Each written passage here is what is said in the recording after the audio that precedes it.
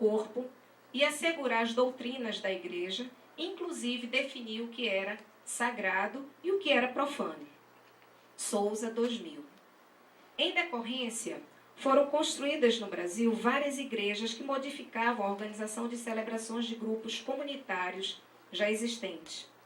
As igrejas católicas implantadas no período da colonização apresentavam-se como propostas de instituição de um poder local.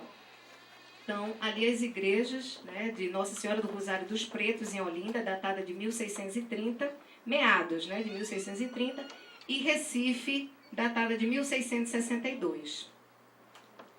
Bem, assim nasceram as igrejas do Rosário dos Pretos, como já dito, de Olinda, em 1630, de Recife, 662. Tal separação, baseada na segregação pela cor da pele, criava espaços urbanos separados para pessoas de cores diferentes, evidenciando o vínculo de visão dualística e eurocêntrica, que também visava separar sagrado e profano. A partir de então, firma-se a institucionalização da Companhia de Jesus no Brasil. As edificações da Companhia de Jesus deviam ressaltar formas grandiosas e, ao mesmo tempo, serem utilitárias, tomando conta do espaço numa dimensão que parecia simbolizar o poder material e simbólico dos templos religiosos. As construções dessas igrejas, em sua maioria, ocupavam espaços localizados numa topografia de terreno que destacava elementos morfológicos de suas estruturas em continuidade com a paisagem, guardando proporções e espaços livres ao redor, né? As praças, ruas e por aí vai. A arquitetura traçada num determinado espaço só pode ser compreendida como parte da cidade como um acontecimento implícito num sistema complexo de relações intercomunicacionais entre sistemas e subsistemas integrantes desses espaços com o resto do espaço urbanizado. Segundo o Tinhourão 2000, a mobilização do povo em eventos de rua se relacionava com o aspecto lúdico dos desfiles processionais presentes nas celebrações da Igreja Católica e se configurava também como uma forma de manutenção e manipulação de interesses do poder instituído e o desejo de propiciar a diversão popular. A estratégia religião-espetáculo continuava funcionando com sucesso, como no período do século XIV, onde as procissões criadas pela Igreja Católica, como a de Corpus Christi, ainda presente nos tempos de hoje, como você passou adiante, não foi? Como a gente vê nos tempos de hoje, né? E que apresentava-se desde aquela época num jogo de convivência entre aspectos de religiosidade e ludicidade. No processo de urbanização gerado pela Revolução Industrial, surge, revelando marcas desse passado histórico, novas formas de procissões voltadas para a diversão em festas características do ciclo natalino e do período carnavalesco. Destacamos os cortejos do Maracatu Nação, como representação simbólica da coroação de reis do Congo, festividade que fazia parte das celebrações do ciclo natalino e que depois passou a fazer parte das festas carnavalescas como uma forma de permanência e sobrevivência. Benjamin, 1989. A confraria de Nossa Senhora do Rosário dos Homens Pretos era responsável por tal celebração. Então, o que acontecia? O padre, ele realizava todo o ritual de coroação e depois o cortejo saía percorrendo as ruas, né, e praças de igrejas, passava por frente de outras igrejas de Recife e Olinda. As igrejas construídas pela Confraria do Rosário dos Pretos são em estilo barroco, considerado como marco fundamental da cultura no Brasil. Segundo Santos, o barroco se caracteriza como um sistema aberto e inacabado. Aqui é citação de Santos. Um sistema aberto e inacabado que permite a autonomia e a criatividade das margens e das periferias. Graças à sua excentricidade ao exagero, o centro reproduz-se como se fosse margem. Santos, 2006, página 205. Consideramos as festas barrocas como estratégias implantadas pelo poder instituído para teatralizar a grandeza e o domínio sobre o povo, o que de maneira ambivalente gerou a carnavalização das práticas sociais, revelando um poder subversivo. Souza, 2006. Que a gente pode verificar, né, na manifestação do Maracatu Nação de Pernambuco. Uma forma subversiva, né, de estar presente, de se mostrar presente. Um exemplo clássico trazido por Santos 2006 desse extremismo barroco transfigurado em formas e sentidos está presente na escultura do arquiteto e pintor barroco Bernini em uma de suas obras-primas, o Êxtase de Santa Teresa. A representação simbólica de uma santa em transe místico se transfigura na imagem de uma mulher experimentando um orgasmo, uma representação clara da ambiguidade entre sagrado e profano. Então, Severo Sarduy, fazendo distinção entre a arte clássica, pode passar, Zé, e os códigos barrocos, em seu livro Sobre Corpo, diz o seguinte, que a arte clássica está para o sexo com finalidade reprodutora, assim como o barroco está para o jogo do prazer.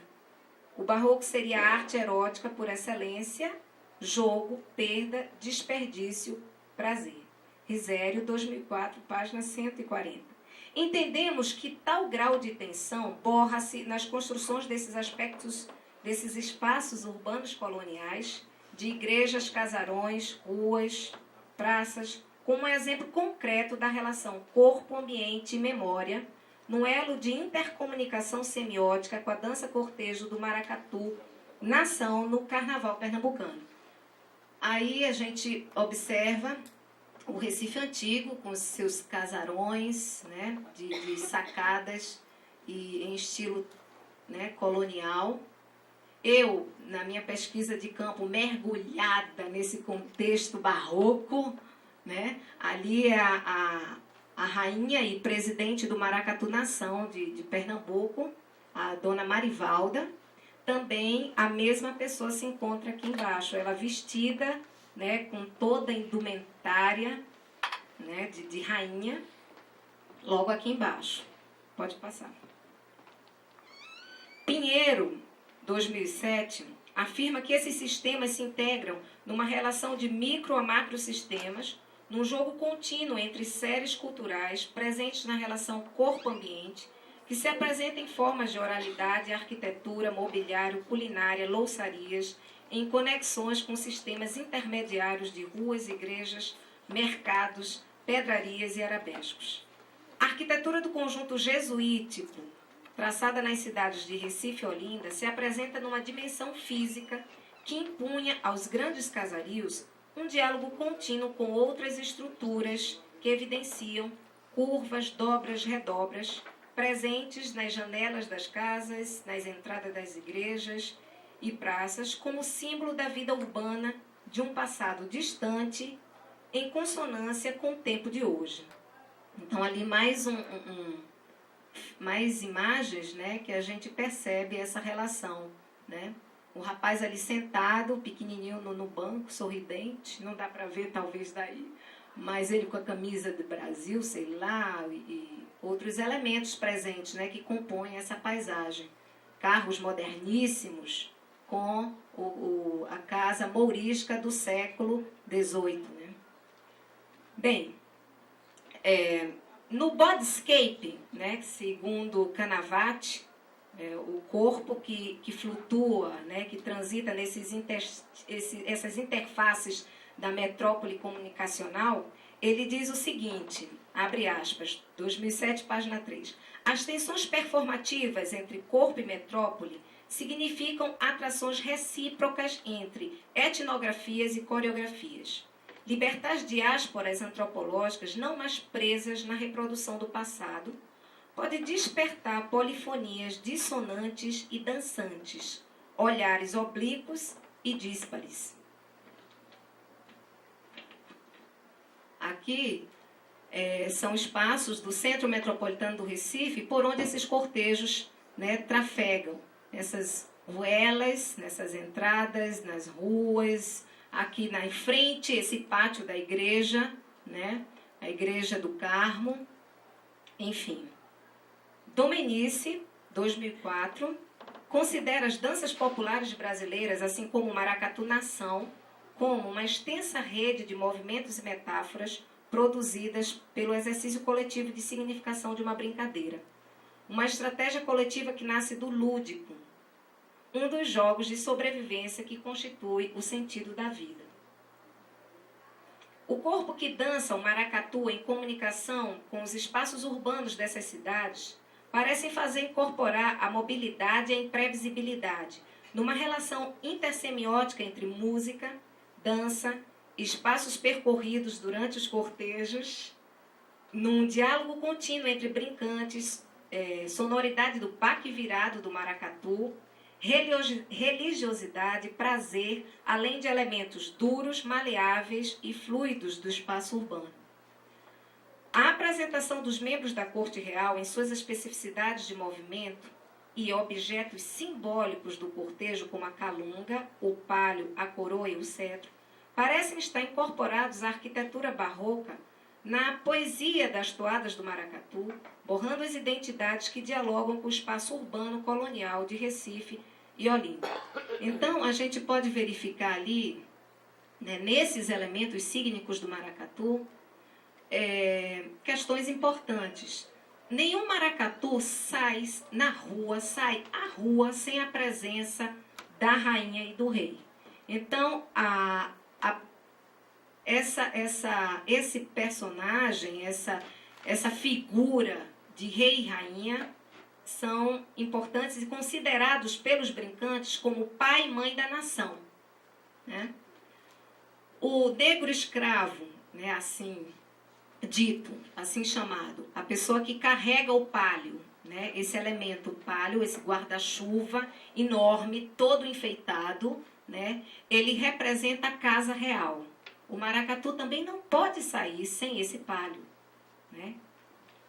Ninguém sai dessa forma, né? Trafega, quer dizer, todos nós temos casa, então a corte não podia sair sem a representação dessa casa. O estandarte vai na frente, né? Ele que abre o cortejo, né? Além de ser um elemento de identificação do grupo de maracatu que está desfilando, né? Porque vem o nome, o ano, né? Ele tem um elemento, ele traz uma figura que representa e que dá o nome a esse maracatu. Então, foram investigados na minha pesquisa o nação elefante. Então, a figura é de um elefante, se reporta a um elefante, né? O estrela brilhante, que é a representação de uma estrela, e o leão coroado, que é a figura de leão, né? Então, lembram os antigos totens, né? Esses elementos da natureza que fazem relação com essa questão da força, né? São elementos, são animais grandes, né? E a calunga, ela é segurada, né? É levada pela dama de passo, que também, né, é uma figura importante dentro do maracatu. A calunga, ela representa a ancestralidade, né? A memória, os eguns, as pessoas mortas, né, desses antepassados que contribuíram para a libertação dos escravos. As calungas são batizadas com o nome de pessoas, né, que contribuíram nesse processo. Princesa Isabel, Dona Leopoldina, Joventina. Então, elas são batizadas pelos nomes dessas pessoas. Podem passar. E aí, concluindo, né, a minha apresentação, quer dizer, na verdade eu tenho ainda um videozinho para mostrar. Então, entrar numa igreja barroca parece propor uma relação de incorporação erotizante com o sagrado e profano, de expressão da não exclusão, mobilizando diferenças e tensionando dicotomias. O mesmo pode ocorrer na dinâmica de cortejo que relaciona a igreja à rua, pode passar, a rua à igreja, né? Imagens do Recife Antigo, de Olinda, né? Do Largo de Olinda. Aqui todos os espaços por onde esses cortejos, né, percorrem, esses brincantes, esses corpos. Aqui o crédito das imagens. E aí tem um videozinho rápido em que vocês têm menos, eu acho que tem 5 minutinhos. 5 e pouco.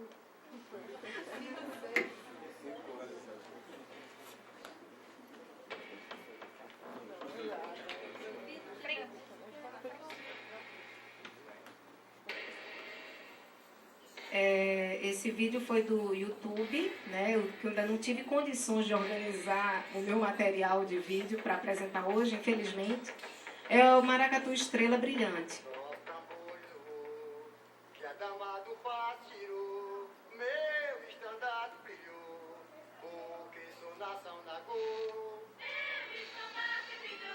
Então é nessa mistura, né, de religiosidade, de ludicidade, de subversão, de prazer que a gente entende nessa relação também com o espaço urbano. De uma roupagem de estatuária barroca que, quando desfila, que sai nas ruas, preenche todos os espaços.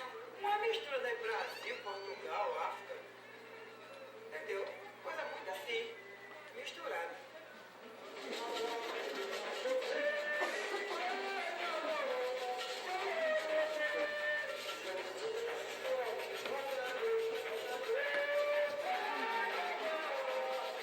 Ali a batucada do baque virado, né, com as suas alfaias, com seus gonguês.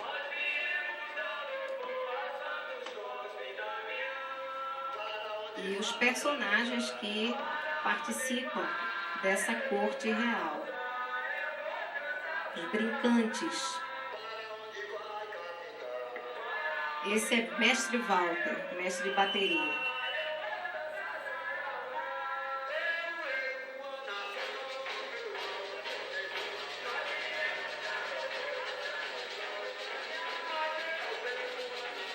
A gente pode observar no figurino, né, na roupagem, detalhes dessa época, desse período.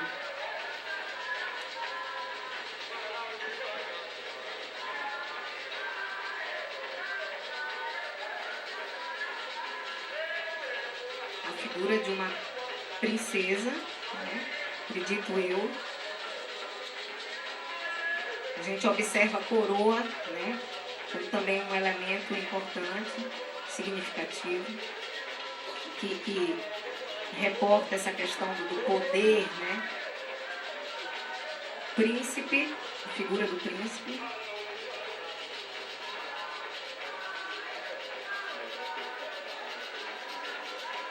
A presença dos orixás, né, da figura dos orixás. Xangô, Nanã, Xangô passando ali.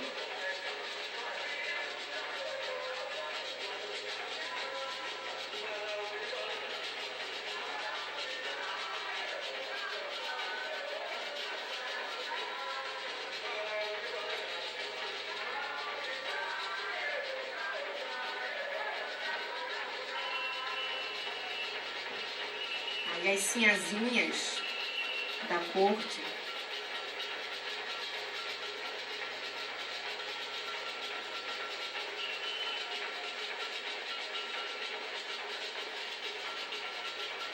Tem a ala das baianas, presença de lanceiros, enfim, todos os personagens de uma corte, né?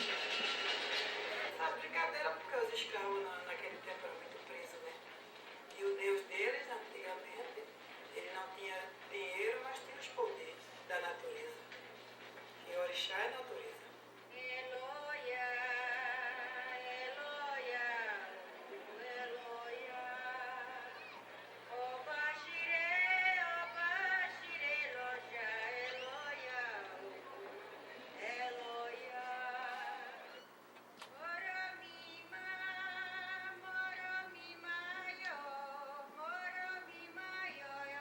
aqui essa imagem está interessante porque está pegando ali, né, as edificações barrocas.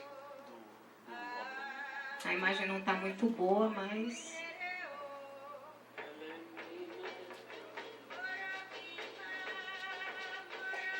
Esse é um canto em Yorubá, né, de Oxum, do orixá Oxum.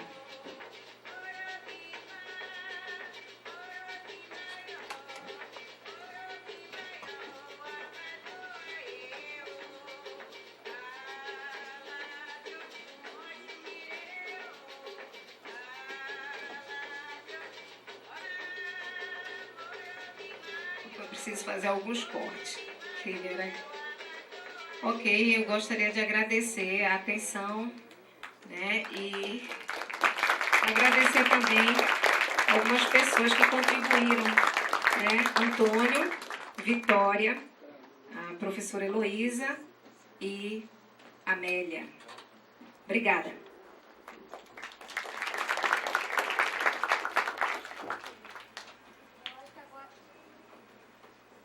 Eu acho que agora a gente pode fazer um pouquinho de perguntas, né? E aí a gente tem mais 2 trabalhos, que é o Fábio e o Luto. Para não ficar muito tempo, talvez vocês queiram já fazer algum comentário imediatamente. Tem algum... Já tem microfone desse lado de lá? Ou eu levo ele?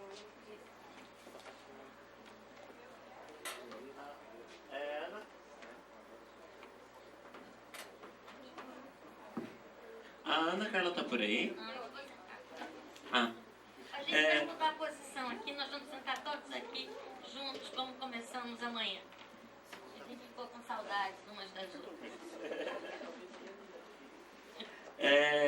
Assim, meu nome é Fernando, sou estudante da graduação daqui de dança da UFBA. E uma coisa que eu adorei seu trabalho sobre cidade efêmera, vem muito sobre uma coisa que tem me chamado muito a atenção, que é a criação dessas cidades só que pelas subculturas urbanas, pelas tribos urbanas. E uma coisa que me deixou um pouco em dúvida foi que no momento você falou sobre cidades motivadas pelo espetáculo. Eu queria saber se esse espetáculo era pela imagem mesmo, ou se tinha alguma conotação teórica mais ligada à sociedade do espetáculo do Debord. Não, a princípio eu não estou fazendo essa ligação com o Debord diretamente, mas acho que de alguma forma também não. Mas eu quis me referir à festa, né? Chamei a festa de espetáculo, daí você tem algumas formas de espetáculo, né? Nesse caso aí da festa de Santo Amaro, que é o cortejo das baianas, que é a procissão, que é o desfile de trios. Então foi nesse sentido da festa como grande motivadora da atenção do público. Isso. Posso falar rapidinho aqui uma coisa? Eu vou tomar um pouquinho a palavra. Eu acho que foi boa a sua pergunta, mas eu acho que desde hoje de manhã eu estou pensando assim, nós estamos fazendo um esforço para conversarmos uns com os outros, né?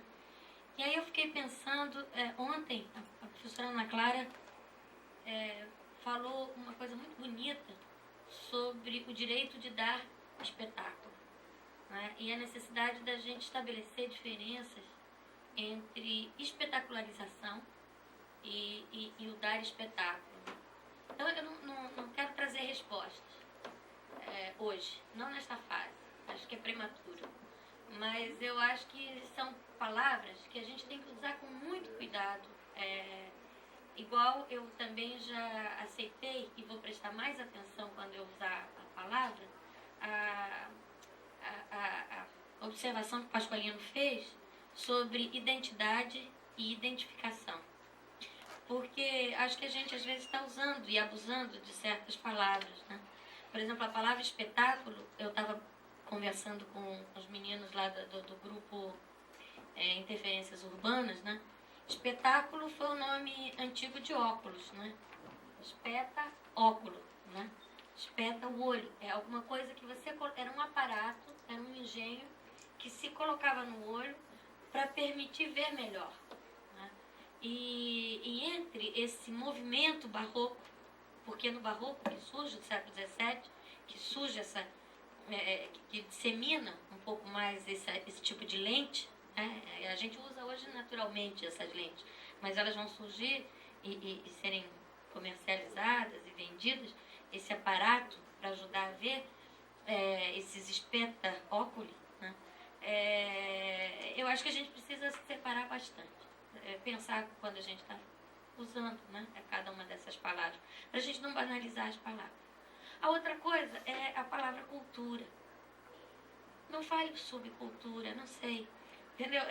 Nós estamos fazendo um esforço tão grande, todos nós aqui, para pensarmos as diferenças na produção de sentido, as diferenças na produção de um sentido, um sentido crítico sobre a vida coletiva, né? Um sentido desestabilizador, que é o que nos faz pensar, que nos move, né? E que os processos culturais têm.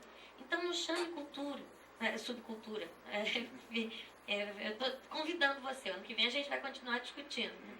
Mas é porque eu sou uma pessoa que tenta ser um pouco atenta com as palavras. Curiosamente, eu presto melhor atenção nas palavras que os outros falam, porque eu fico esperando que os outros me ajudem com o vocabulário que eu utilizo, né? Mas eu não pude ficar quieta, né, com isso. Eu fiquei aqui nervosa quando você falou sobre cultura. E aí essa coisa do espetáculo, eu também acho que ontem Ana Clara falou uma coisa tão boa para a gente levar como síntese e ir pensando, né?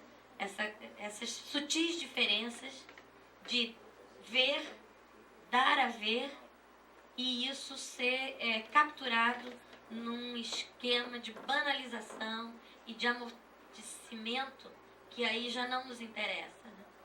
E é isso. Agora, alguém quer fazer mais alguma pergunta? Desculpe, que às vezes eu falo e fico com vergonha, porque eu não sou para falar, né? Assim, Não, em relação à festa de Santo Amaro, né? Eu acho que, não sei se você colocou ou vai colocar esse problema na sua dissertação sobre o papel da mídia. Porque quando se fala da festa de Santo Amaro, sempre aparece Maria Bethânia, Caetano, Dona Canu, e passam a ser as figuras mais importantes da festa. Não é tanto, quer dizer, esse papel da mídia eu acho que é importante. E a segunda pergunta, depois de você ter feito a graduação, por que esperar tanto para fazer mestrado? Já com o projeto quase em andamento, né?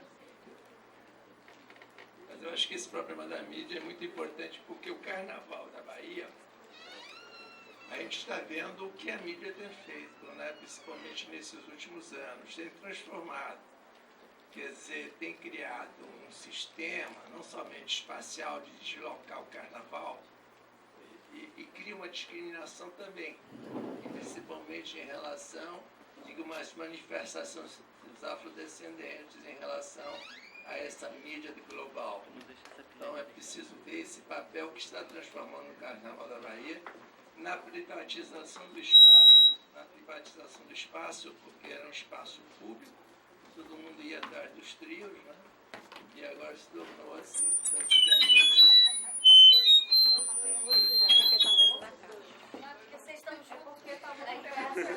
Entendeu?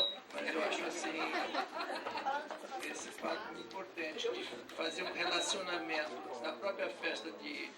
Eu me lembro quando criança, que se falava de Santo Amaro, que ainda tinha bonde puxado a burro, e de repente vocês estão vendo assim, percursos de trios, né? Quer dizer, essa descaracterização em relação a uma festa original, e que a mídia está provocando, de afluência, de pessoas, e quando ela vai se transformando. Então não tem, é uma transformação, é sempre uma festa diferente, não tem identidade. Porque a gente fica muito preso a essa identidade de Santo Amaro, identidade de Salvador, identidade de tudo, mas se a vida é pura transformação, mudanças. Quer dizer, a gente pode falar de identificação num determinado momento, mas a gente não pode falar sempre esse termo de identidade. É uma diferença, que às vezes as diferenças são de grau, diferenças de nível, mas às vezes são diferenças de natureza, quando tem acontecimentos realmente mais criativos e um dever outro.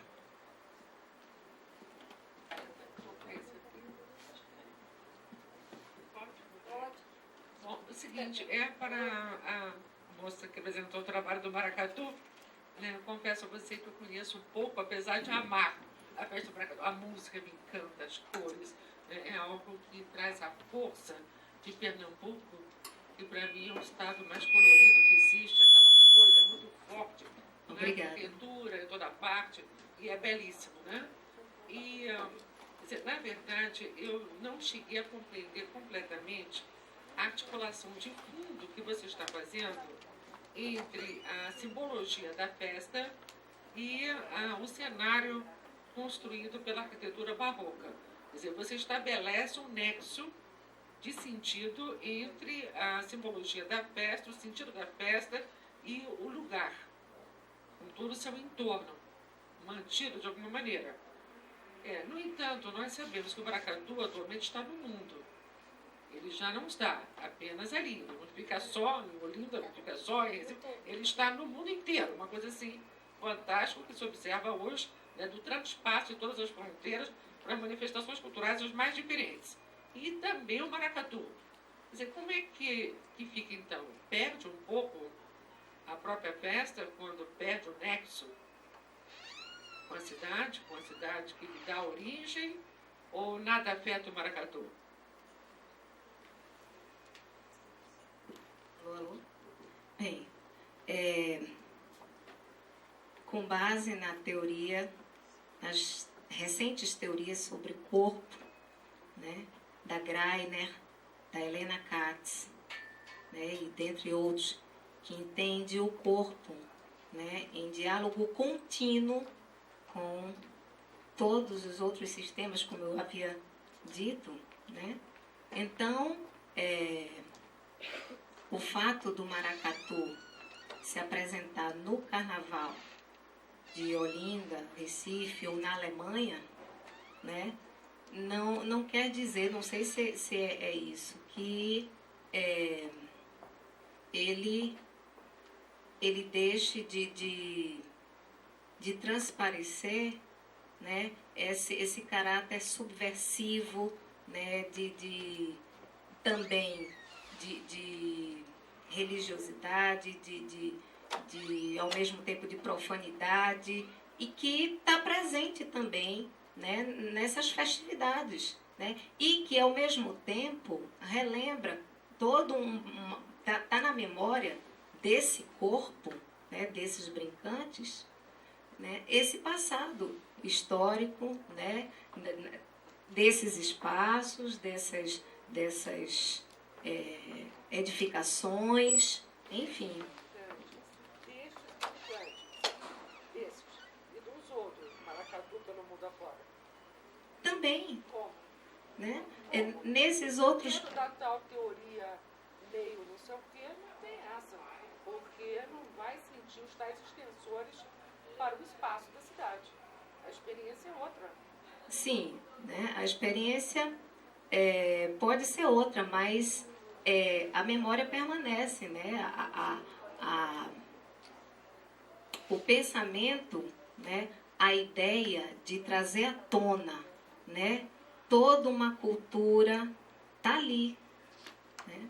Não sei se eu estou respondendo.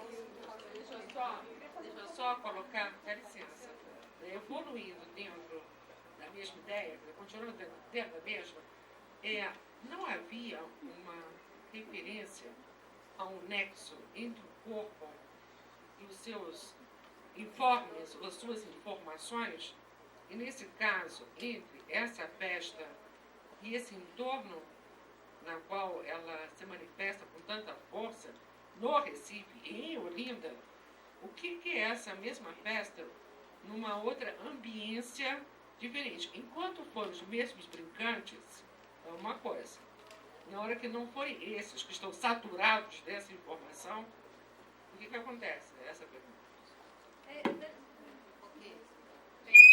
Acredito eu que ocorre uma contaminação, posso assim dizer, né? Entendendo mais uma vez e chamando essa movimentação de, como a Domenice fala, metáforas corporificadas, pensamento e ação, né? Então, pode ser outros brincantes que estão na Alemanha e que estão... aquilo ali está incorporado, né? Estão dançando de certa forma, estão expressando uma memória, através de um ritmo, de um batuque, né? Porque o batuque é o batuque do baque virado. Você vem pra cá, vem pra cá. São os dois camaradinhos ou é aqui? Ok, agora? Bem, não sei se respondi, né? Mas eu acredito que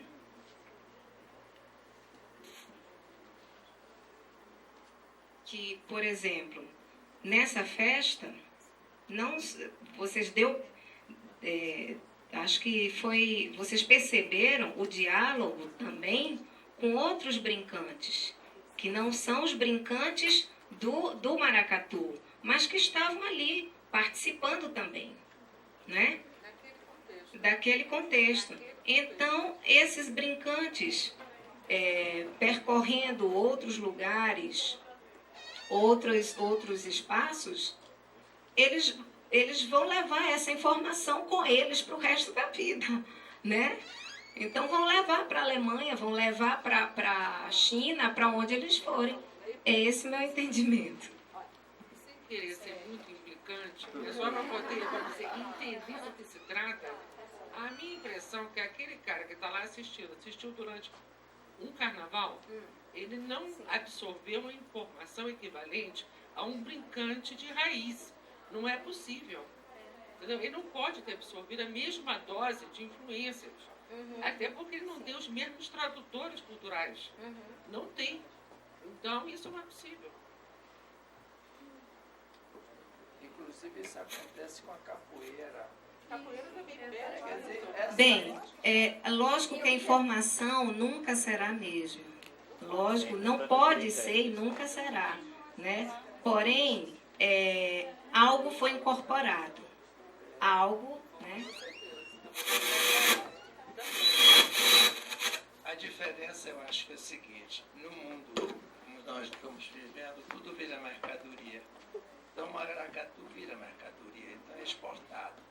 Mas é diferente de onde ele nasceu, as raízes que tem, uma ambiência, etc. Então, precisa entender que essa exportação é uma exigência, quer dizer, principalmente para os europeus, é uma coisa exótica, é uma coisa que vai, é um espetáculo assim, mas é vendido. Quer dizer, o Olodum está em tudo quanto é lugar, não é isso? Agora estava em Roma, depois, e não tem o Olodum, tem vários Oloduns, que a gente não percebe, mas é assim, chiclete com banana. Não é uma banda, são dezenas de bandas, é uma rede. Que está aqui ao mesmo tempo está lá. Por quê? Porque apenas o belga está presente, dois, o resto é tudo diferente. Então precisa entender que a gente está num mundo em que tudo vira mercadoria. E o maracatu virou, a capoeira virou, esse balé afro-baiano vai circulando pelo mundo. Entendeu? Então, esse entendimento perde um pouco aquilo que seria a sua origem, quer dizer, e aí passa a ser uma coisa que as pessoas que dançam, que sabem, quer dizer, elas transmitem, mas lá não, aquilo é mercadoria, está se vendendo. É diferente de um processo original, certo? Ó, nós temos uma pergunta lá A gente tem uma pergunta aqui primeiro, depois ali. Aí tudo bem pra você, ela fala depois. Coisa. É que eu emprestei meu microfone pra ele, ele viu? Acho que tá perto da caixa de som. Tá perto demais. É de baixo. Eu acho que esse processo de imersificação das coisas, assim, eu peço primeiro desculpas porque eu não assisti as apresentações, assim, estou só entrando nessa discussão aqui, porque estava tendo uma sessão paralela lá fora com as cercas. Enfim, e o que a gente tem visto hoje é que até esse processo de massificação, ele afeta até o de raiz, porque o samba de roda, a partir do momento em que tem que ter uma casa do samba, que tem que ter um centro onde se pratica isso, até o processo de raiz, ele vai sendo afetado e vai se justificando por um outro tipo de discurso, e tudo vai se modificando. E nos registros patrimônio imaterial do IFAM, está previsto que o registro seja, que a festa, a manifestação qualquer que seja reestudada 10 anos depois.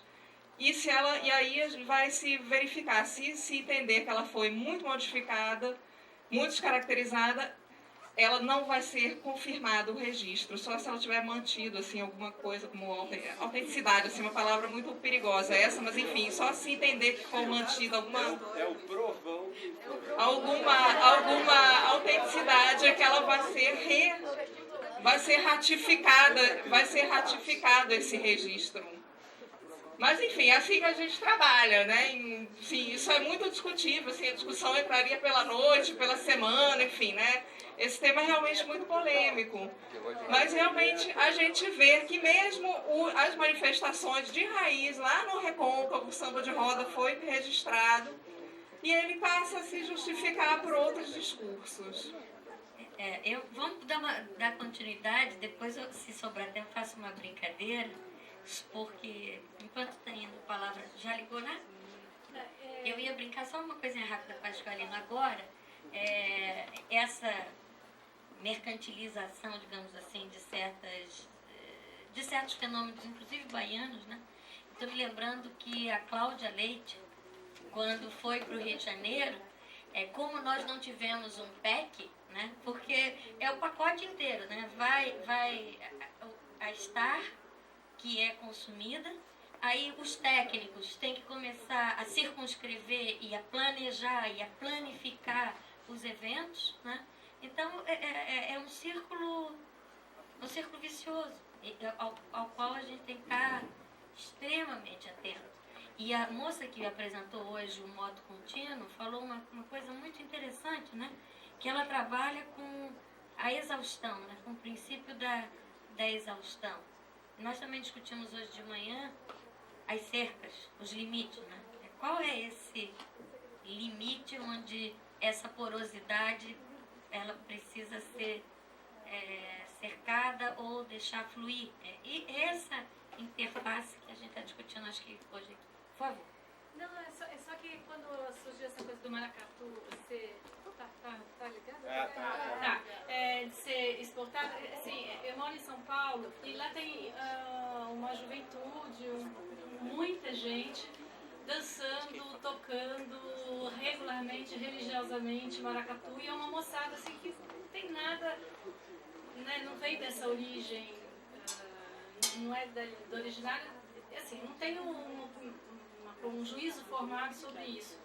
Me chamou a atenção a quantidade de gente que está fazendo isso, e fico pensando assim, que se por um lado tudo é meio domesticado, a cultura pode ser mercadoria, por outro lado, como a vida é muito viva mesmo, essas coisas, e hoje o trânsito das pessoas é muito fácil, todo mundo vem muito mais fácil para o Nordeste, a gente viaja muito, o mundo viaja muito, né? Então, eu acho que também ela se dissemina e, de alguma maneira, bate no corpo deles, porque são jovens que religiosamente estão lá, vão para o Morro do Querosene, vão para a USP todo fim de semana, tem o pessoal da FAO, tem ali no colégio ali da Heitor Penteado. Então, de alguma maneira, isso ecoa no corpo deles e deve ser de verdade, não acredito que seja só mercadoria, entendeu? Agora, tem mesmo uma coisa da mercadoria, de um apaziguamento, de uma domesticação de tudo. De verdade, isso acontece. Mas, não sei, é porque ele falou do maracatu ser exportado, mas não é só exportado. Está ecoando.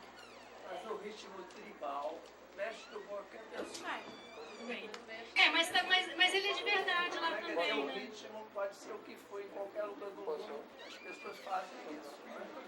A discussão tá boa, então eu vou voltar, vou passar a palavra para o professor Antônio. Sim.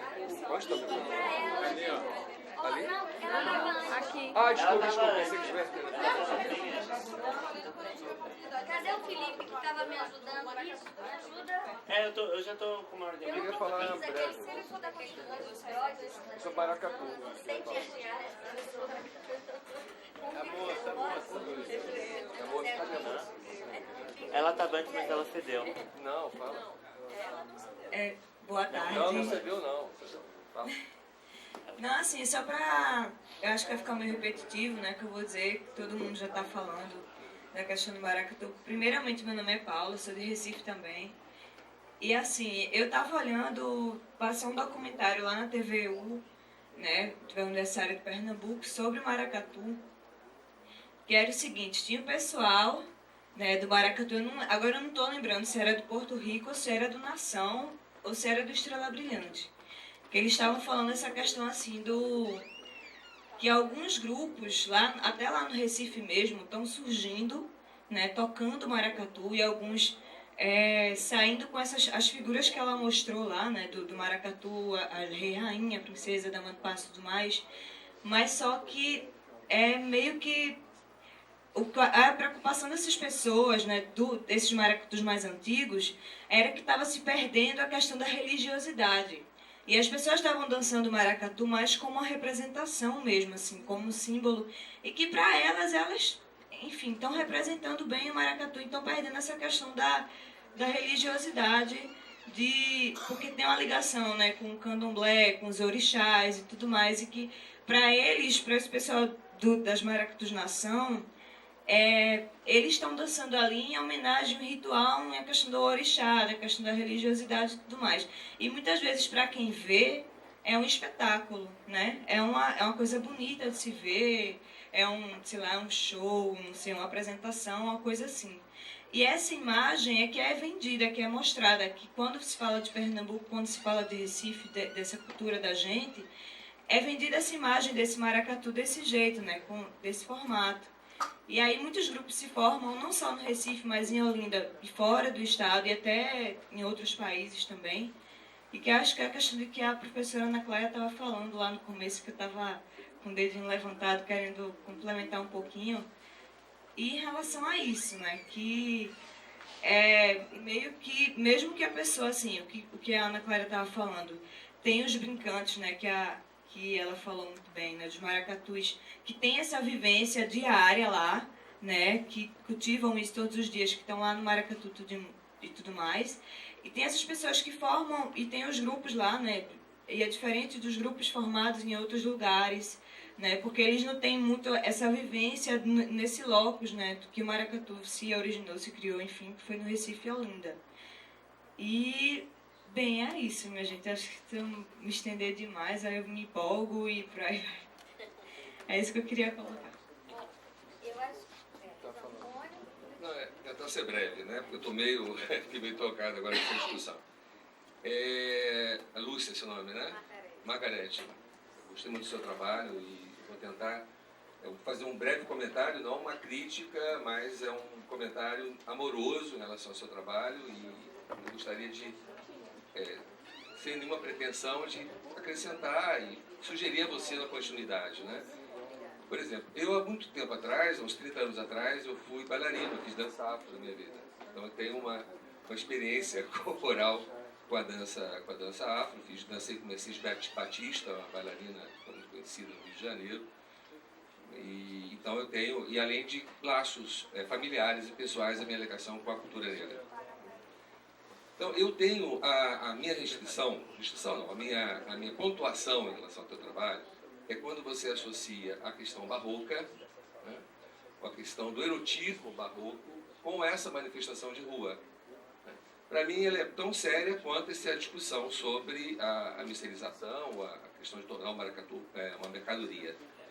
Porque desde o momento em que você associa uma manifestação cultural no plano do erótico, aqui eu sou psicólogo, né? Quer dizer, eu posso até falar isso, eu estou antes do discurso psicológico que eu estou falando aqui, pode parecer paradoxal. Quando você associa uma manifestação de dança com uma questão erótica, ou ligada a um inconsciente coletivo, ou ligado a uma questão da raça, ou ligado a uma questão da alma, você perde a diferença de um modo de subjetivação, ou de uma intensidade daquela diferença. Se você reduz uma manifestação do maracatu, ou essa alegria que o maracatu passa, ou esse êxtase que o maracatu passa, ou uma questão que também no barroco foi feita, ou que também está presente no barroco, a gente perde a intensidade da diferença, daquele modo, daquela proposta. Por exemplo, poucos críticos da cultura vão trabalhar, por exemplo, com o movimento de uma dança afro, né? Fala simplesmente da questão dos orixás, mas eu acho que tem o movimento da mão, o movimento do joelho, do pescoço, numa coreografia afro, uma dança afro, aquilo que é, por exemplo, num terreiro de candomblé. A dança do orixá, ele está narrando um mito. Não é simplesmente uma questão de uma representação da natureza, como a gente vê na mídia, como vê de modo rápido na universidade, como se, representa a água, representa o fogo. Não, ele está contando uma história, está contando uma epopeia, uma tragédia naquela dança, né? E, então, eu acho que a gente perde, nesse corpo, nessa proposta de um corpo coreografado, a história, a narrativa que está sendo contada. Mas se a gente ficar no plano da autenticidade, da origem, né, da cultura, a gente perde muita coisa. Ou seja, isso que eu estou querendo marcar e te propor isso. Agora, a questão da mercantilização, ela está presente na universidade também. Não é só na cultura popular. Está presente em vários espaços. E concordo com vocês aqui, por mais que a gente veja todo esse processo de entrada violenta do capitalismo na cultura popular, eu acho que ali ainda tem vários terreiros de candomblé, tem vários, eu acho que eu, além da minha experiência como dançarina muito tempo atrás, eu também fiz parte dos Filhos de Gães do Rio de Janeiro, eu tenho uma ligação muito forte com isso. Então, a gente fala muito da questão da preservação de uma origem ou de uma raiz, que é um termo que eu abomino, esse negócio de raiz, porque o negócio de raiz é Ipim. Acho que cultura não há Ipim, entendeu? Para falar em raiz. Ou uma questão de uma autenticidade, que são termos de um pensamento romântico, que eu acho extremamente conservador, pensamento romântico, a questão da autenticidade de uma cultura, de uma autenticidade de um povo. Eu acho que a cultura afro muda, ela é mutante, e não quer dizer que ela está sendo vendida. Eu acho que ao mesmo tempo a gente sabe que o capitalismo está aí, ele penetra tanto no corpo afro, como no corpo branco, como no corpo de todo mundo, né? Então é mais no sentido de trazer isso. E a discussão profano e sacro, dentro dessa proposta da cultura afro, a gente sabe muito bem que é radicalmente diferente da cultura judaico-cristã.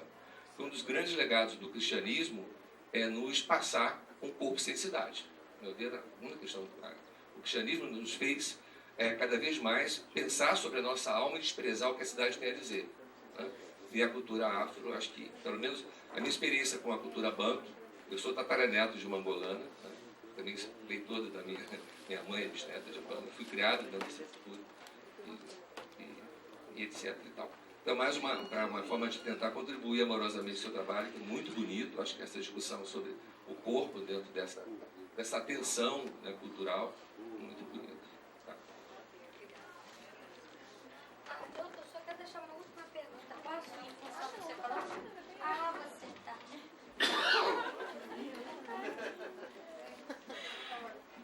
É a hora que quer ainda falar. Não, eu acho ótimo você. Então, adorei o que você falou, porque vem muito ao encontro do que eu ia dizer. É que me incomodou um pouco, meu nome é Isadora, sou arquiteta, sou de Maceió e morei no Recife. E fui aluna de um programa de especialização do IFAM, o PEP. Né? Não terminei, mas, enfim, por uma série de motivos, mas entre algumas leituras que nós fizemos, houve uma discussão enorme sobre essa questão de originalidade, autenticidade. Então me incomodou um pouco ver os conceitos que foram colocados aqui, porque já há uma grande literatura sobre isso, de que toda tradição é inventada. Em algum momento ela é inventada. Então, certamente o maracatu que você estudou, por exemplo, não é mais o maracatu que se formou como resistência, que se formou no embate com a polícia, né? Então, por isso que eu gostei muito dessa fala, porque nós sabemos que, eu não sou antropóloga, mas se tivesse algum aqui, provavelmente, eles iam se colocar com mais propriedade que eu, né? Mas nós sabemos que essas tradições, elas se modificam ao longo do tempo, elas sofrem interferência, e principalmente nesses tempos que nós vivemos hoje, que são tempos de globalização. Né? Então, o Zé fala da mercantilização, onde é que a mercantilização não existe agora, não é? Então, se nós pararmos para pensar nisso, tudo atualmente sofre essa influência, né? Então, eu acho que ficam essas questões para você. Eu também queria contribuir, sem me alongar muito agora, tá, com o teu trabalho. Eu acho que tem muitos, assim, em muitos lugares você pode buscar material. Na história da arte, teoria da arte, e até na arquitetura mesmo, né, em que você pode buscar. Mas eu queria te deixar um toque. Eu acho que você poderia ter abordado com mais propriedade a tua área, que é a área da dança. Tá? Você entrou muito pela arquitetura, em alguns momentos, na minha opinião, e aí isso é uma pequena criticazinha, tá? Em alguns momentos com impropriedade, entendeu? Mas eu acho que é uma coisa porque eu gostei muito do teu trabalho, entendeu? E acho que você vai continuar, mas continuar com alguns cuidados com relação a algumas coisas. Deixa eu só responder. Assim, obrigada pelas contribuições.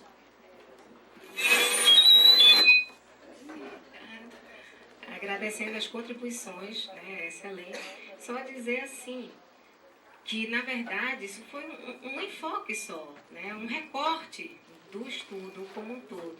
Essa questão da dança vai entrar, essas pistas vai entrar, né, dessas metáforas, ele falou do posicionamento da mão, da cabeça, tudo isso, né, tá em estudo, está sendo analisado. Ok, só isso. Obrigada. Obrigada. Nós vamos dar continuidade. Ainda tem mais alguém? Ainda tem mais alguém que queira fazer? Quem? Não, só porque eu fiquei sem... O microfone não voltou para dar uma resposta que eu estou passando. Vai deixar para lá a discussão. Eu vou emprestar meu microfone. Cada vez que eu empresto meu microfone. Rápido, a discussão do maracatu já tinha evoluído tanto que acabou passando. Com a questão da mídia, né, no Carnaval de Salvador, por exemplo, a mídia ela tem um efeito super nocivo e hoje em dia é quem dita o Carnaval de Salvador. Você vê que o espaço, o tempo mais importante, mais precioso do Carnaval é o tempo em que a TV, a mídia televisiva está na ativa, que você tem transmissão ao vivo. Mas no caso de Santo Amaro e até desses santamarenses ilustres, né, eu tinha no meu trabalho, no corpo do trabalho, a gente toca isso. Até eu levanto uma possibilidade de usar essas figuras de uma forma positiva, né? Santo Amaro da Purificação, ela só é conhecida nacionalmente porque é terra de Caetano e de Maria Bethânia. E eles nunca se furtaram de falar disso. Então, não sei nem se eu posso chamar disso, mas é uma espécie de marketing urbano que eles fazem, né? Eles sempre dizem, eu sou de Santo Amaro, sou do Recôncavo. Então, no corpo do meu trabalho, até algumas das propostas, né, tinha uma proposta de emenda ao plano diretor, enfim, alguns projetos urbanos, mas todos eles sempre considerando a família Veloso como um holofote sobre a cidade. Né? Então, tentando usar a mídia a favor da cidade e do evento. Você mantém a tradição cultural, mas com esse holofotezinho olhando para ele. É mais ou menos isso. Bom, então nós vamos dar continuidade. Eu vou chamar agora o Fábio, que já está aí. E Fábio, você já está aí, vai me impedir de falar meu último comentário para o Luiz Antônio. Luiz Antônio, para a gente pensar, tá? E aqui também em relação à Margarete. Eu acho que o trabalho da Margarete gerou tanta discussão, porque a gente sente a força cultural, mesmo através do YouTube, dessa manifestação ali coletiva, né? E eu cheguei a pensar, enquanto eu estava te ouvindo, você repetiu muitas vezes, você falou cultura popular, e eu fui entrando assim, na minha interpretação, quer dizer, é um evento que usa o palio, né, o sinal do palio, o estandarte, quer dizer, as viagens das palavras, né, o palio é o estandarte utilizado lá pelo não é o estandarte?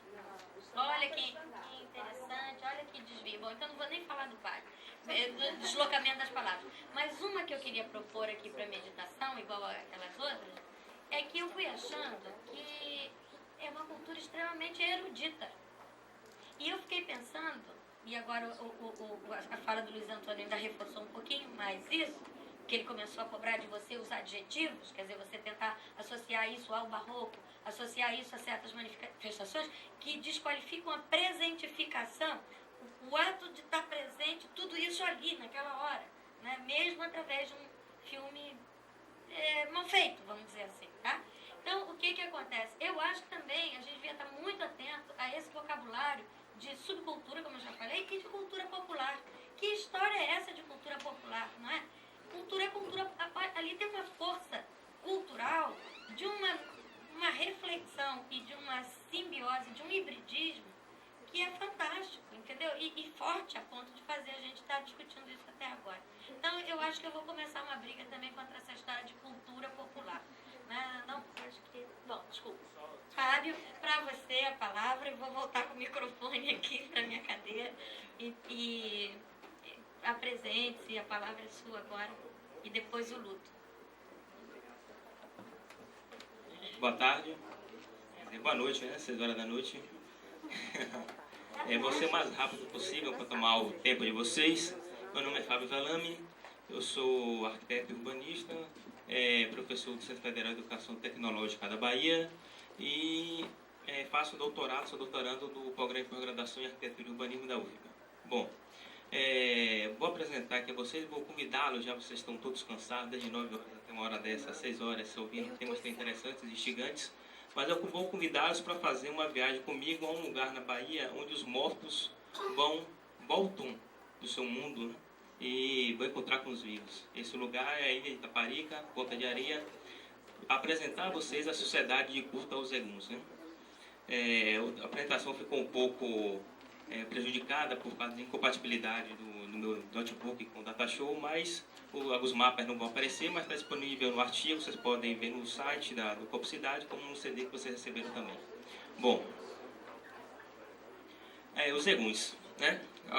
A Sociedade de Cultos Eguns surgiu em Oió, na África, no Império de Oió, e segundo alguns estudiosos, alguns pesquisadores, antropólogos, estudiosos, historiadores nigerianos do Benin e brasileiros, na África, o culto à sociedade dos Eguns era plurifuncional, tinha várias funções dentro da estrutura social iorubá.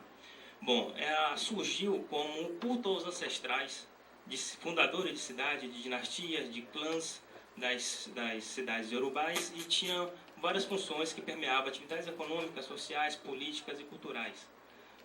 Era desde o plantio da semeadura no campo, a colheita, até a ida na casa dos moribundos, nas festividades anuais, saíam das florestas africanas e baleiam nas casas de seus descendentes, também participavam das guerras. Era uma forma de mostrar o poderio de um determinado clã sobre o outro, de uma cidade sobre o outro. Um líder vestia a roupa do seu ancestral, do seu bisavô, tataravô, para mostrar essa questão da imortalidade. Então, ela permeava diversos fatores dentro da sociedade. Inclusive, era uma forma, estratégia de Oió de manter as cidades sob sua autoridade através do culto aos Eguns, porque alguns Eguns eram juízes. Então, era uma forma de manter a disciplina e o controle dessa cidade, o controle social, através de execução de Eguns, de criminosos dentro da estrutura política iorubá. E no Brasil, toda essa riqueza, essa multiplicidade de funcionalidade do culto da sociedade Egungun, que era também chamada dessa forma, ela perdeu suas características em função da escravidão, que impôs a ela ressignificações, recriações e perdas de algumas características que existiam na África. Então, no Brasil, ela se restringiu praticamente à evocação dos mortos ilustres da sociedade, pessoas que se destacaram na luta de resistência na escravidão, de alguns ancestrais africanos, no sentido de orientá-los no cotidiano, no dia a dia, nos problemas individuais e da coletividade. Certo? Aí nós temos alguns Eguns na África, fotos tiradas por Pierre Berger, na década de 30 e depois no retorno dele nos finais dos anos 40 e 50.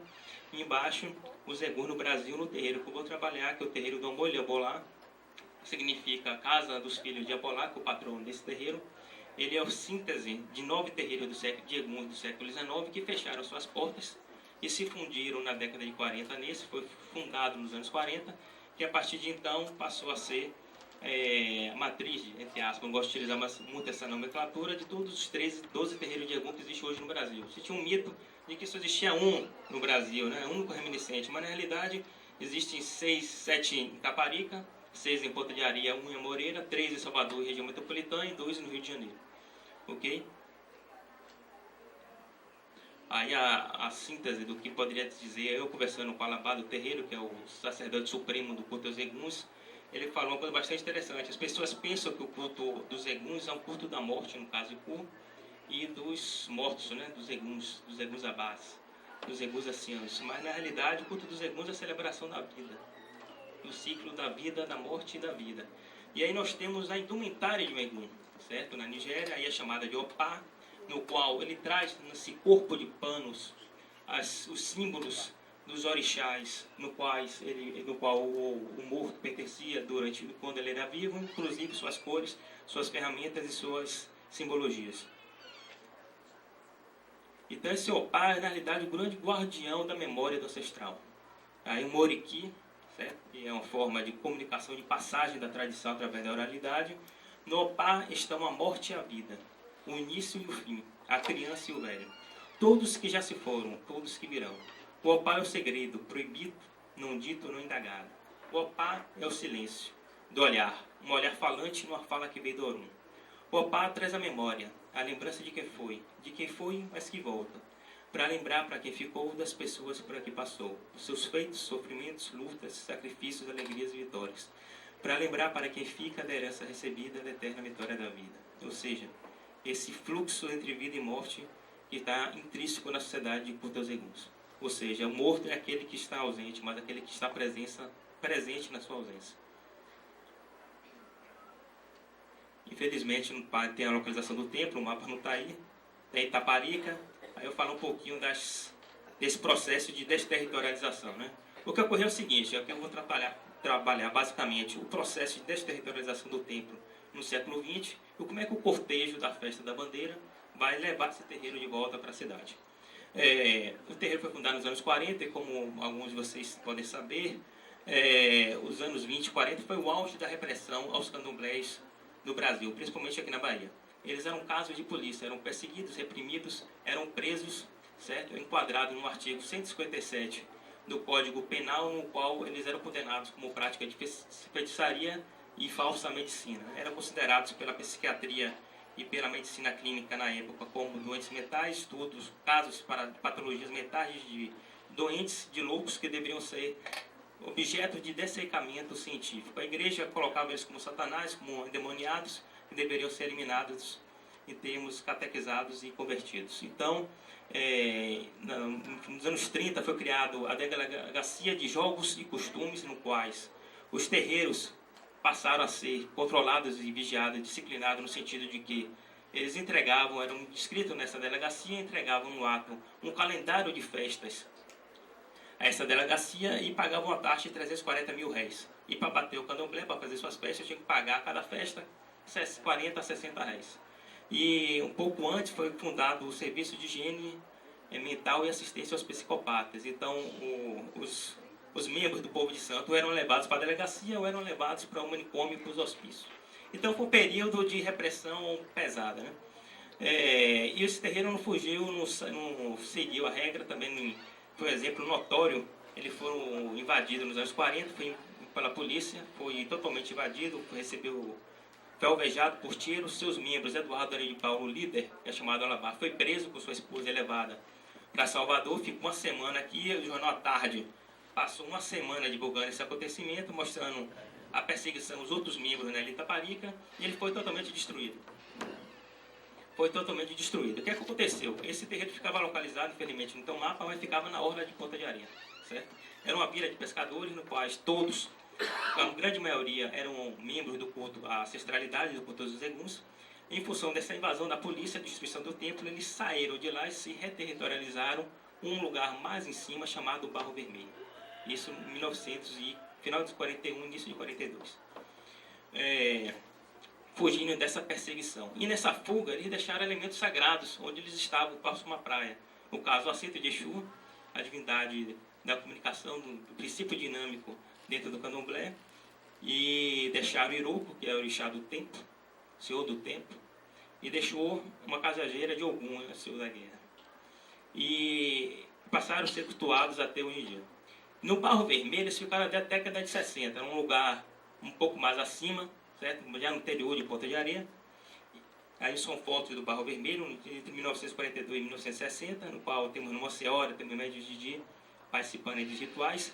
E eles, na década de 60, foram realmente, mais uma vez, expulsos. Né? A especulação imobiliária em função da infraestrutura que chegou em Itaparica, da ponte de funil, e o planejamento que o Estado tinha para Itaparica, em termos de tornar um polo de atividades turísticas e de entretenimento, levou uma gama de estrutura para o Porto de Areia, e eles sofreram um processo grande de especulação imobiliária. E surgiram 2 condomínios na periferia do terreno, no Barro Vermelho, de classe média, de pessoal que trabalhava na redondeza, no Recôncavo Baiano, ou em Salvador, aposentados que foram para lá, por pessoas que queriam uma vida mais bucólica. E em função disso, eles perderam a privacidade de realizar os rituais, perderam a privacidade de utilizar a mata sagrada e perderam a fonte de Oxum. Compraram o terreno e perderam o acesso, foram impedidos de ter acesso à fonte de Oxum. Então, eles foram mais uma vez, digamos assim, entre aspas, expulsos do local.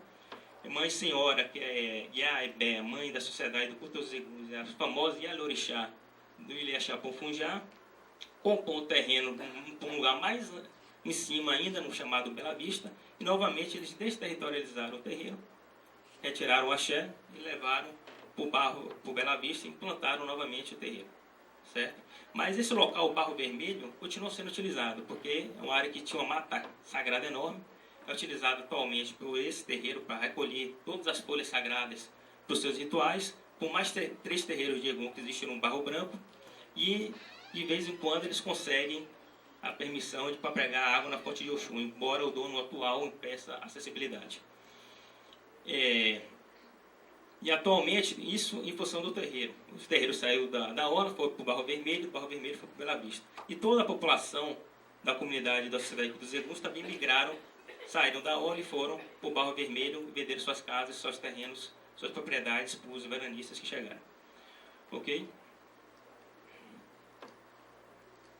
Localização do tempo, não tem essa foto aqui, perdão. E a casa de Babé Egum, né? Para mostrar exatamente essa relação entre terreiro e cidade, resgatando essa relação. Quem é o dono desta casa? É o meu pai Babé Egum. Babá mora aqui, está em mim e habita em meus irmãos. Repousa em meus filhos, dorme em meus netos. Babé Egum passeia pelas ruas com minhas pernas, nada no mar com meus braços, pesca com minhas mãos, dorme na rede com meu corpo, mata a fome com minha garganta, sacia a sede com minha mata a fome com minha garganta e sacia a sede com minha boca e sacia a sede com minha garganta. Babá Egum está em todos os lugares e não passa por lugar nenhum. Está em todos os lares e não tem chave alguma. Está em todos e não fala com ninguém. Babá é um errante, um nômade no Aie, um viajante do Orum, um eterno peregrino presente no corpo, nos gestos, olhar, respiração, voz, atitudes, decisões, posturas, vida, lembrança e na saudade de seus filhos. Esse é um outro Uriquilha. A festa da bandeira. Bom, vamos a essa retomada da sociedade. Então, eles, paulatinamente, ao longo da década de 20, século XX, eles foram se desterritorializando do povoado de Ponta de Areia até chegar no Bela Vista, levando seus elementos sagrados e seu culto. Criaram um bairro praticamente formado por membros de uma família ampla, mas também consanguínea da Sociedade dos Eguns, todo descendente de Eduardo Aníbal e Paula, que no período do ciclo das festas das águas, em janeiro e fevereiro, eles retomam a cidade simbolicamente. No dia 20 de janeiro tem essa festa da bandeira, dia 2 de janeiro tem a festa dos presentes à divindade das águas, Iemanjá, Oxum e Olopum, e no dia 20 de fevereiro fecha-se o ciclo da festa das águas com a retirada da bandeira. A bandeira é sacralizada dentro do Lecem, a edificação sagrada dentro do terreiro onde são invocados os eguns pelos sacerdotes do culto chamado Ogés, e os mais velhos, Ogés Abás, são os anciãos que têm o poder de invocar os ancestrais. Ela passa por 3 dias de sacralização dentro do terreiro, no qual ele recebe em sua ponta as folhas do apotor, e que se cria na realidade, o Egum sai do Lecem, abençoa a bandeira, e ela é levada pelas ruas de Ponta de Areia, passando por esses locais sagrados onde o terreiro esteve anteriormente. São duas, as bandeiras são pintadas pelas Erelus, as cantadoras de Egum. São as cantadoras de Egum, e o que se cria na realidade é uma grande corrente de axé, certo? Que as pessoas, o corpo é preparado para esse ritual, tanto dos sacerdotes do culto dos Ogés, que levam 3 dias se preparando para o ritual, em jejuns e suas obrigações, participando dos fundamentos, como as erelus também. E se cria, na realidade, um grande corpo nômade, em fluxo de axé, que atravessa as ruas de Ponta de Areia. O cortejo é guiado pelos alabês, através dos corpos dos atabaques, o rum, pilê, que recebe a sacralização, tem seu axé potencializado na véspera do ritual. Essas músicas entoadas pelo Ojeabá, que segura aí na frente a bandeira, ela é entoada, mostra com sua presença, com seu corpo, o seu poder de sacerdote. Ele emite o axé através da fala, que se funde e se interrelaciona com o axé dos atabaques, que por sua vez com as cantigas das erelus, cantadoras de Egum. Se cria, na realidade, é um grande fluxo de axé, consagrando a cidade por onde ela passa. O cortejo vai em direção, a bandeira possui um símbolo de Iemanjá, no qual a sua forma latinizada de sereia, com os elementos a ela representados. Ela vai em direção à igreja de Nossa Senhora das Capelas, onde o terreiro foi fundado, propriamente dito, nos anos 40. Aí, importante, não importa quantas construções e modificações ali sejam realizadas. O que importa é a simbologia do lugar, porque foi ali que o terreiro foi criado, foi ali que ele foi fundado por Eduardo Dano de Paula, e ali onde está enterrado o axé original do terreiro. E eles, nesse momento, eles simbolizam o louvor aos ancestrais através de um ritual no qual eles giram no sentido horário a bandeira, cantando em louvor de Babá Egum, que é o patrono do terreiro, certo? Fazem as homenagens aos orixás que estão na quintal desse templo católico, que é Xuori, Iruku e Ogum, e ficam a bandeira em movimento de viro com o ritual, o louvor a Babá Abolá. Eles param em frente à igreja e ficam a bandeira na porta da igreja. Nesse momento, na realidade, eles reterritorializam o terreiro no largo da igreja. Ali não está só o corpo nômade dos membros do culto da Sociedade dos Eguns, mas ao fincar a bandeira na terra de Onelê, ele está ficando próprio ao Moilê Abolá. Não é que esse espaço seja um anexo, um apêndice do terreiro, ali é o terreiro. A bandeira fica fincada em frente à igreja, certo? Já que ela é sacralizada, ela é contedora de axé, fica ali até altas horas da noite, 8, 9 horas da noite, quando a maré baixa, e aí eles levam a bandeira até a praia, onde eles fazem os rituais em homenagem a Iemanjá, e eles vão fincar no mar a bandeira, que vai ficar durante 30 dias, mostrando a toda a sociedade de Ponta de Areia que está aberto o ciclo da Festa das Águas. A bandeira é ficada, ela amanhece, certo? E aí ela reterritorializa o terreiro por todo o povoado. Todo mundo sabe dentro da cidade que naquele período de 20 de janeiro a 20 de fevereiro está aberta os rituais a Iemanjá, Oxum e Olocum, e aquele território, que aquela cidade pertenciam à Sociedade de Culto aos Eguns. Eles conhecem Ponta de Areia aqui na Bahia, principalmente lá em Itaparica, como Ponta de Areia, cidade dos Eguns, dos mortos. Então eles respeitam esse período, eles reterritorializam o terreiro na cidade e mostram que eles pertencem àquela cidade, já que eles foram expulsos paulatinamente da orla, por Barro Vermelho, do Barro Vermelho por Bela Vista. Eles ficam lá em cima, isolados.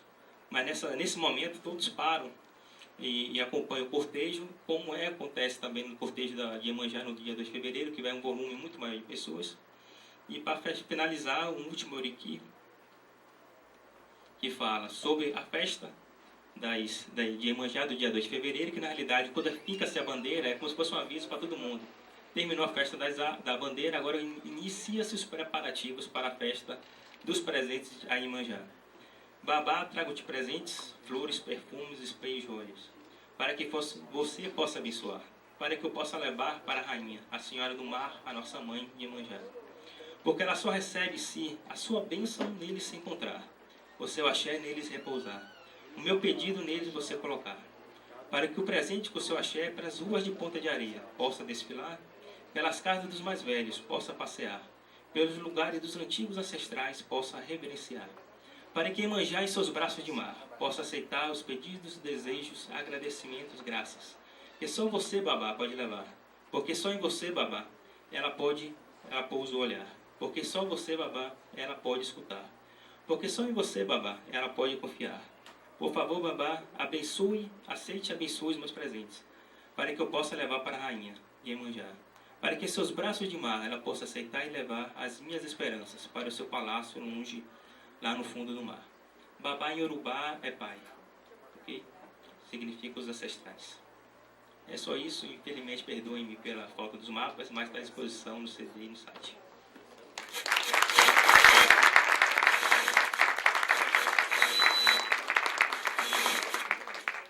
Gente, só para dar um aviso, porque após aqui, começando às 8 horas, vai estar acontecendo o lançamento dos livros aqui fora, né? Aqui fora. Aí, se possível, vocês comparecerem, tá bom? Obrigada.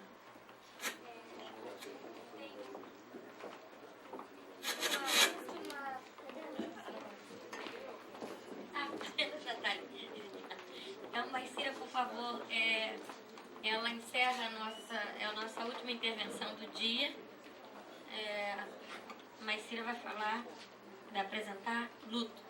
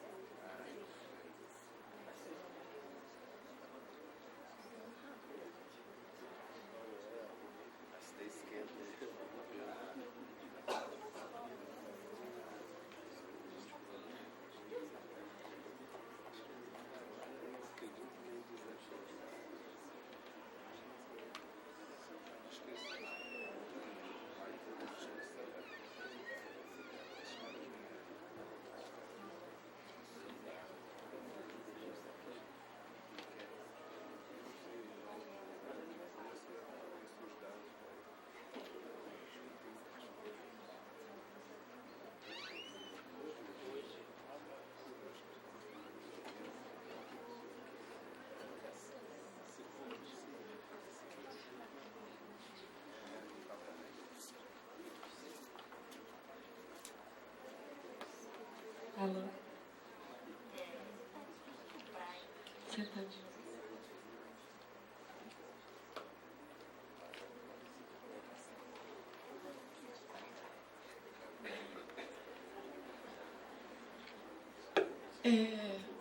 Boa tarde, boa noite.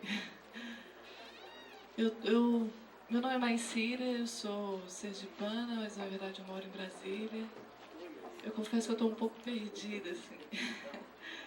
Eu cheguei aqui em Salvador hoje, já cheguei aqui para a mesa, eu não estava entendendo nada direito, não fiz minha inscrição ainda, então ainda não estou integrada à programação. Então eu estou assim, numa situação muito engraçada, assim. Eu estava até hoje me perguntando por que, inclusive, eu estava nessa mesa sem entender, eu estava sem entender nada. Na realidade, eu estou sem entender nada. E aí, aos pouquinhos, algumas coisas vão acontecendo e eu vou começando a me localizar, assim. Eu estava vindo para cá totalmente perdida, porque eu no avião eu tive uma febre enorme, assim. Estou completamente aonde estou, ai, meu Deus. Sem saber para onde ir, que lugar, a casa onde eu tenho que ir, tudo, onde que eu vou, onde me disseram que era para ir, eu estava indo, então essa é uma coisa de louco. E aí eu estou totalmente perdida e estou chegando aos pouquinhos. Inclusive eu pegando um ônibus pra cá sem saber onde descer, quando eu pergunto pro cobrador, moço, pelo amor de Deus, onde que é a UFMA, onde que eu desço, Ondina? E aí a pessoa que me responde é a única pessoa que eu conheço aqui, que a gente se encontrou no ônibus, uma causalidade assim enorme. Então assim, as coisas estão acontecendo. E aí agora aos pouquinhos, quando eu vi a tarde de hoje acontecendo, assim, um pedacinho da tarde, depois eu cheguei depois do intervalo, eu começo a ver algumas ligações que são muito curiosas, assim, como a gente, a vida vai levando a gente umas combinações, assim, que não estão fora do nosso controle, no sentido do pensamento, assim, né, da combinação intelectual mesmo, assim, vai acontecendo, né, então... eu vou falar um pouco sobre o luto. O luto foi uma proposta que eu fiz aqui para Salvador, especificamente, eu nunca tinha feito. E... tinha muito a ver assim, com o que eu tinha trazido, um pouco das minhas referências de Sergipe, assim, um pouco com a coisa também do japonês, assim, que eu estava muito imbuída no momento agora dos 100 anos da imigração japonesa e tal. E aí eu achei que era um bom momento de propor e deu certo, né? Então, como projeto ainda, eu não sei seu nome, Beto, por favor. Como projeto ainda, eu tinha como uma referência muito forte esse grupo de Sergipe, na verdade de seleção de lagarto, que chama Parafusos. E era só era uma coisa de história, uma coisa de imagem, assim, como a gente estava conversando um pouquinho antes. Às vezes a gente se liga a certas coisas que ficam guardadas e projetadas dentro da gente, a gente saber assim, ao certo como usar e por que usar e quais são as razões e significados objetivos e claros disso. Então eu tinha essa imagem muito forte na minha cabeça e aos poucos vinha a ideia do Butô, né, que é uma prática originalmente veio uma coisa um pouco do Japão, né, e aí foi se difundido pelo resto do mundo, assim, como uma prática de dança individual, do encontro do indivíduo consigo mesmo, com a sua própria dança, com o seu próprio discurso físico, né? Beto. E aí eu tinha essas imagens, assim, prontas na minha, que circulavam comigo, assim, na minha cabeça e tal, e aí eu cheguei, então, a propor, em termos de projeto, Beto, o que eu chamei de luto. Que a ideia era uma bicicleta e um vestido todo feito com máscaras com toucas de... Não são... são cirúrgicas de asepsia mesmo, assim, sabe? De cobrir o cabelo, são todas muito fininhas, assim. E essa bicicleta toda branca, a ideia é que fosse tudo branco, assim. Fazendo essas ligações que às vezes não são tão objetivas e claras, assim. Então, e o percurso seria, a proposta da performance era então caminhar na rua com essa bicicleta, circular na rua com essa bicicleta no meio dos carros e construir um suportezinho que segurasse um papel de japonês que fosse registrando a respiração nesse percorrer da caminhada. Tem a ver, assim, eu terminei o mestrado na Universidade de Brasília, né, na linha de poéticas, que eu estava desenvolvendo então um trabalho sobre performance e espaço público, né? E todas elas têm uma ligação com essa coisa do deslocamento, assim, diferentemente de algumas situações de performance ou instalação que trabalham com pontos fixos. Eu estava propondo então um deslocamento mesmo, de como seguir o fluxo da cidade e ao mesmo tempo interromper esse fluxo, suspender e tal, mas um propósito de seguir deslocamento e movimento, que para mim era bem diferente de você estar parado fisicamente num lugar, né? E aí, então, a bicicleta foi um suporte motor, assim, que promovia, então me ajudava nesse sentido do deslocamento. E aí, ao mesmo tempo, eu lembrava de algumas outras considerações, lá em Brasília a gente tem discutido um pouco essa coisa das intervenções urbanas e tal, alguns eventos também. E aí a gente tem um colega que fala o seguinte, que ele trabalhava com a noção de 3 níveis de intervenção urbana, assim, no sentido... Eu achava isso um pouco bobo, assim, 3 níveis, 3 graus, mas aí depois eu fui começando a entender que, em algum sentido, é útil, assim, né? Que é a coisa das pessoas, né? Quando você trabalha com o público, são as pessoas da cidade. Outra coisa, como um nível é de uma estrutura mais macro, como carros, como seres que não são as pessoas que estão dialogando com você ali naquele momento. E um terceiro nível, ele chegava a explorar, então, a coisa do espaço público da mídia.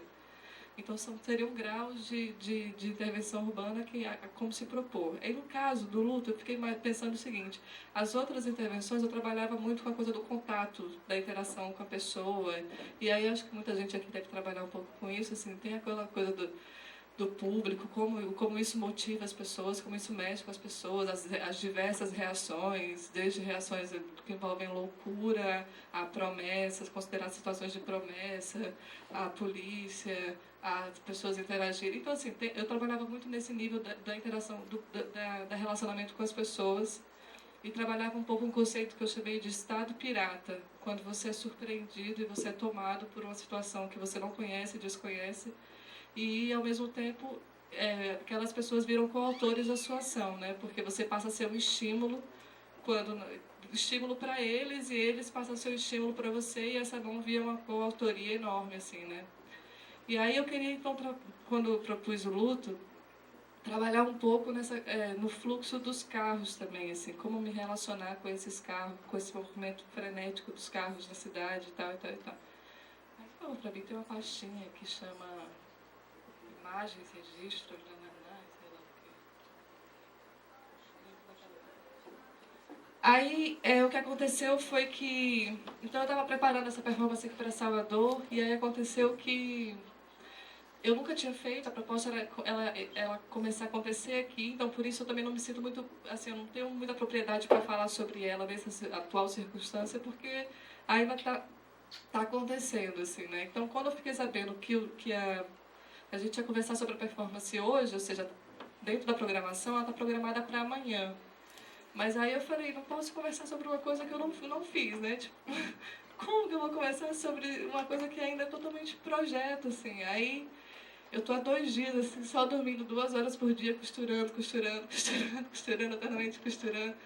E aí hoje de manhã, por isso eu tô tão perdida também, hoje de manhã eu realizei ela em Brasília. E aí, não é uma loucura, assim. Eu fiz ela em Brasília para pelo menos ter um pouco de sensação do que seria ela se concretizar fisicamente, assim, espaço-temporal mesmo, assim. Sabendo, consciente de como isso ia reverberar muito diferentemente aqui em Salvador, porque tem a coisa do branco, dos santos, das mulheres, das baianas mesmo, então, assim, eu não sei o que vai ser isso aqui, mas hoje de manhã eu fiz lá em Brasília, e aí, por isso, estou um pouco perdida, assim, né? Então, a gente ficou durante mais ou menos 1 hora. Eu uso nanquim, esqueci de falar isso, nanquim preto na boca. É a única coisa que é preta, assim, né? Fora as rodas da bicicleta. Eu tentei transformar tudo em branco, mas algumas coisas são, assim, inviáveis. Todo o processo de produção, quando você vai fazendo, é uma coisa absurda, né? Então, você descobre até pintar as partezinhas da bicicleta. É um processo longo, assim, de produção. E aí, hoje eu comecei... Eu comecei a ver a coisa da escala da cidade, né? Brasília é totalmente enorme, assim, totalmente... Vocês estavam falando um pouco sobre arquitetura com esqueci o nome dela, a anterior. Não, antes, enfim. E aí eu tava pensando, assim, que coisa louca, porque Brasília tem uma... E aí eu, assim, a propósito, então, eu tava andando e eu senti uma necessidade enorme da coisa da respiração, porque a coisa do vínculo preto com a boca tem a ver com a coisa do cano de escape, com a coisa da respiração da cidade. E aí eu andava com as... E aí eu comecei a ver como interferia realmente nos carros, assim, sabe? Uma orquestra de buzinas, uma coisa assim, sabe? E eu falei, gente, eu não esperava. E aí as pessoas começaram a interagir através dos carros, assim, sabe? Muito diferente das outras coisas que eu tinha feito, que era muito assim, tete a tete, assim, pessoas, né? E aí, de repente, eu estava no meio do Eixão, essa é uma das principais ruas de Brasília, assim, uma avenida conhecidíssima pelas mortes de pessoas de bicicleta, de pedestres, porque tem muito atropelamento nessa coisa. E aí eu estava me sentindo assim, vou andar no meio do Eixão, uma bicicletinha, no meio desses montes de carros, e eles começaram a me respeitar. E como rolou uma coisa assim, do respeito né, daquele indivíduo, daquela figura.